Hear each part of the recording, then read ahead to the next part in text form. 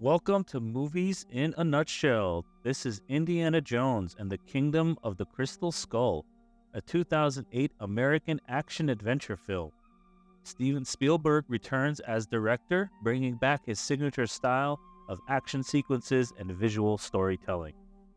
This is the fourth installment in the Indiana Jones series. It was released and takes place 19 years after the previous film, The Last Crusade. Set in 1957, Soviet agents led by Irina Spolko kidnapped American archaeologist Indiana Jones and his partner, George Mac McHale. The film introduces a new adversary in the form of Soviet agents, reflecting the Cold War era. This adds a fresh dynamic to the story as Indiana Jones finds himself confronting political tensions alongside his usual quest for ancient artifacts. And speaking of artifacts, the Soviets infiltrate Hangar 51 in Nevada and use Jones to locate an alien corpse from the Roswell incident. He locates the corpse before being double-crossed by Mac, who was working for the Soviets the whole time. As he escapes, we get a peek at the Ark of the Covenant from the first film. We get a classic Indiana Jones getaway here. He is up against unbelievable odds. There are some exciting fight sequences.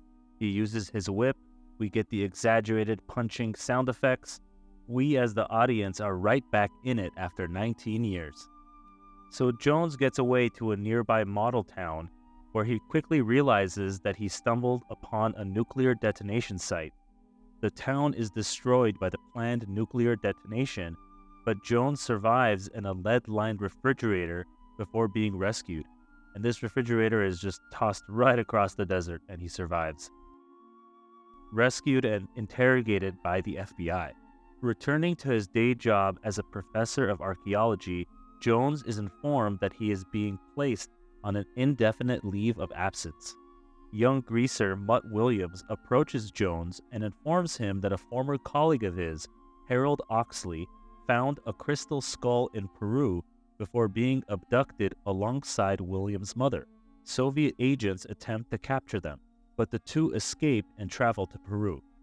There they find the carvings made by Oxley, which lead them to the grave of Francisco de Ariana, which contains a crystal skull. Leaving the grave, the two are captured by Soviets and taken to a camp in the Amazon. In the Soviet camp, they are reunited with an adult Oxley and Williams' mother. We find out that Williams' mother is actually Marion Ravenwood. The return of Marion Ravenwood, played by Karen Allen, brings a nostalgic element to the film, reigniting the chemistry between her and Indiana Jones. Their rekindled relationship adds emotional depth and personal stakes to the adventure. And also, Marion reveals that Indiana is Mutt's father. Spalko explains to Jones that she believes the skulls are alien in origin and from the mythical city of Akator. Jones reveals that Oxley is attempting to communicate through automatic writing, discovering a route to the city. While en route to Akator, Jones retakes the skull from the Soviets and escapes from them alongside Ravenwood, Oxley, Williams, and allowing Mac to accompany them after he claims to be a CIA agent. After surviving several waterfalls, Jones and his companions locate a rock formation resembling a skull. The cave leads them to Akator, but they are attacked by the city's guardians. They are able to escape by revealing the crystal skull and reaching the large temple in the middle of the city. After figuring out the puzzle to get in, they find evidence of the city being built by aliens and enter a large chamber which contains 13 crystal skeletons. They notice that one of the skeletons is missing a skull. Before they can actually do anything in the chamber, the Soviets arrive, and it's revealed that they have been followed by transceivers planted by Mac, who turns on them again. Fool me twice, Indiana.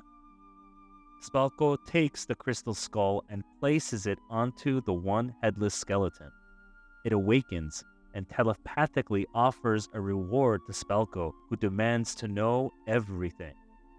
As an interdimensional portal opens above the chamber, the skeletons combine into a reanimated alien, which transfers an overwhelming amount of knowledge into Spalko's mind, killing her. Jones, Oxley, Ravenwood, and Williams escape as Mac is drawn into the portal. As the city crumbles, a flying saucer rises out of the ruins and departs to another dimension. Jones and his party return to the United States. Afterwards, he is reinstated at Marshall College and promoted to Associate Dean. Indiana Jones and the Kingdom of the Crystal Skull may have divided audiences with its departure from the earlier films, but it remains a noteworthy addition to the franchise. It continues the spirit of adventure and discovery that fans adore, albeit with some updated elements to reflect the era in which it is set. The film explores Indiana Jones' personal journey, delving into his past and shedding light on his character's backstory. It delves into themes of identity, fatherhood, and the weight of one's actions, providing a deeper understanding of the legendary adventurer. And at the end of the film, Indiana and Marion finally get married.